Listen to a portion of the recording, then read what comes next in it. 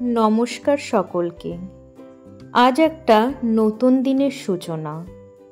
বড়দের আশীর্বাদ ও ভালোবাসায় আবার একটা নতুন বছরে পদার্পণ করলাম।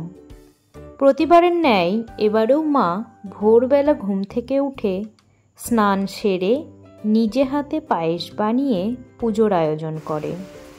তারপরে সেই মিষ্টান্নটি সবার প্রথমে আমার মুখে তুলে দেয়, তারপর বাকি সব আয়োজন। পরীক্ষা থাকার দরুন আমাকে বেরোতে হয়েছিল এই বৃষ্টির মধ্যেই। ফিরে এসে শুনি পাপা সমস্ত বাজার করেছে, সাথে স্পেশাল পদ্মার ইলিশ মাছও এনেছে।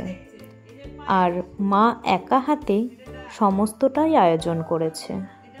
বিশ্বাস করুন, পুরোটাই আমার কাছে সারপ্রাইজ ছিল। আমাকে দেখেই বোঝা যাচ্ছে আমি কতটা এক্সাইটমেন্টে রয়েছি সমস্ত ব্যাপারটাকে নিয়ে। ফোনে রয়েছে আমার বোন। ওকে ভিডিও কলিংয়ে আজ মা আমার জন্য কী কী রান্না করেছে সমস্তটাই ওকে দেখালাম। এবারে আশীর্বাদ পর্ব। মা, পাপা, ঠাকুমা সকলে একে একে আমাকে আশীর্বাদ করলেন। বোন এবার আমার জন্মদিনে বাড়িতে থাকতে পারিনি, তাই ও পুরো জিনিসটাই ভিডিও কলের মাধ্যমে দেখছে। ওর সাথেই আমি এভাবে পোজ দিয়ে কথা বলছিলাম।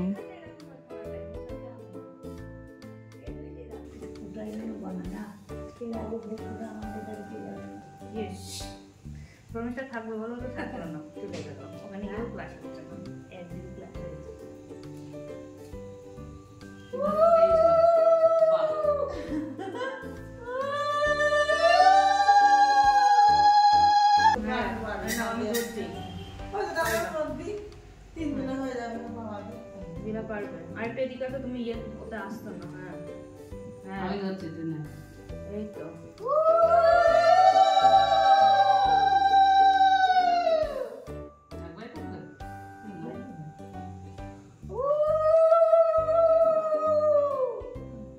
কয় বাবা এটা এটা দিয়ে দেন একটা দিটা দেন তাহলে ঠিক হয়ে যায়। কৃষ্ণ জয় রাধে গোবিন্দ। হ্যাঁ না নাম তো দিয়ে দেন ওই আশীর্বাদটা কখন অর্থ দিত না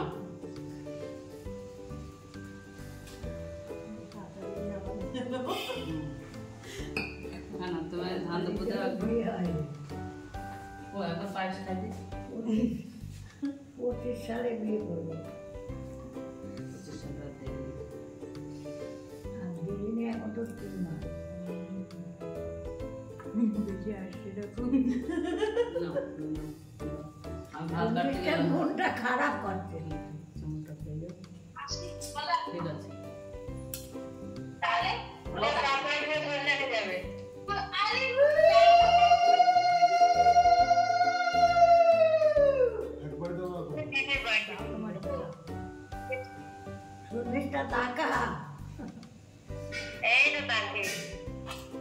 ও সুমিতা আমাকে মেসেজ করেছিল, উত্তর আমার দেওয়াই হয়নি, আমি দেখেছি।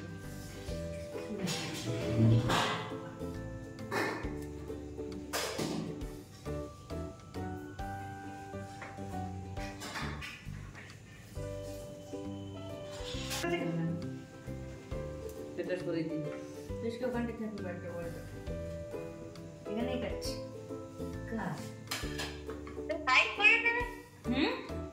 প্রদীপটা সরিয়ে দিই একটু। Thank you. ঠিক আছে হ্যাপি বার্থডে টু টিনা। তুমি কি ভালো হাতটা আমার ওই পারমিশন থ্যাংক ইউ না আমি খাই দিই।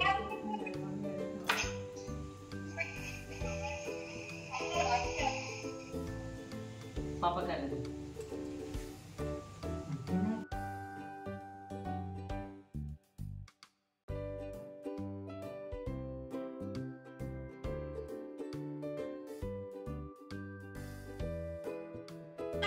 कोई नहीं ताका है ने आज खा के तो ना दे हमें